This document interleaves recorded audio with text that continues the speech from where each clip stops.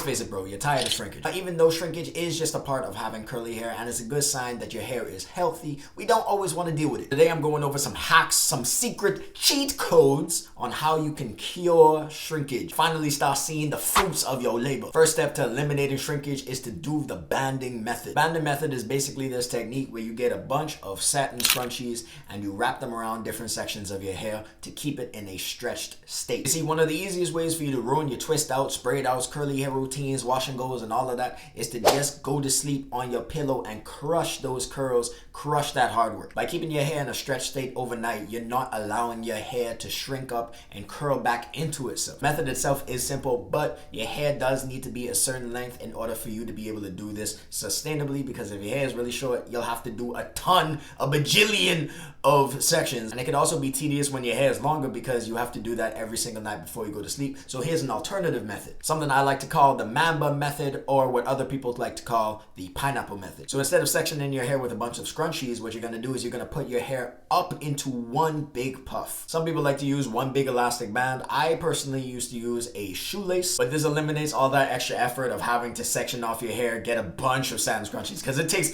at least 10.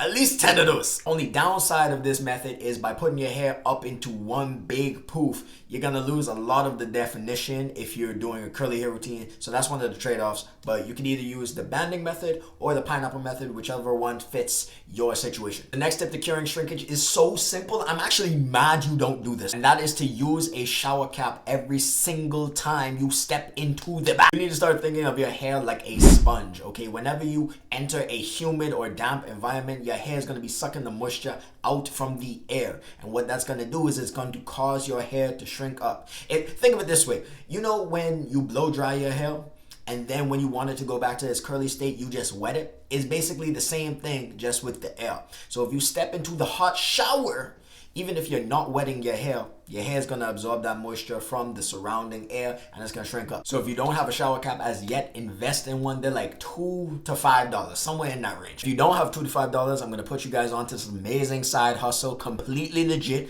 I want you to go ahead to this website, sign up, make an account, log in with your information, and get to work. Before we continue, if you've been growing out your hair for a while and you need a little bit of extra help, don't worry, I got you. I got a free weekly hair routine template going over everything that you need to do to your hair from day 1 to day 7 of managing your curls. If that sounds interesting, go to the description and download it completely free. Okay, and while you're down there, go hit the like button on the video. The next step when it comes to curing shrinkage is the reason why you guys see me with so much hang time whenever I get twists or braids. Blow dry your hair before getting your protective styles. This is especially important when you're getting styles like 2-strand twists, because those have the most shrinkage. So this is what I do. Typically what I'll do is I'll wash my hair and moisturize it first.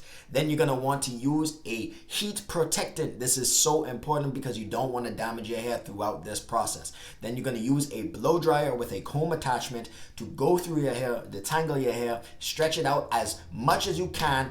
Pause. Once you've done all of that, you can get your protective style with no problem and enjoy the newfound length. This also makes the overall experience of getting your hair twisted so much easier because your braider doesn't have to comb through all the tangles in your hair. Your hair's already detangled, it's already blow dried, so you get to see the length of your hair, and it's also an easier process. Just make sure you're not blow drying your hair all the time, because even if you are using a heat protectant, it does put stress on your hair. So if you're getting the protective style at least like every month, you should be good, but don't be getting the protective style every week, blow drying your hair. That's gonna, damage your hair health, okay? How would you feel if someone put a hot fan in your face every couple of days? You wouldn't feel so good, would it? Alright then, so relax. Now, on the theme of blow dryers, there is another way that you can use it to cure shrinkage when it comes to your curly hair routines, and that is to blow dry the roots of your hair. If you're like me, when you do your curly hair routines, you like to focus on definition over volume. It just looks better. You can find me in the comments if you want to, brother, but definition over volume, crucify. Don't worry, with this method, you'll only be losing definition towards the roots of your hair, not the ends. So basically what you do is you wait for your hair to dry completely first.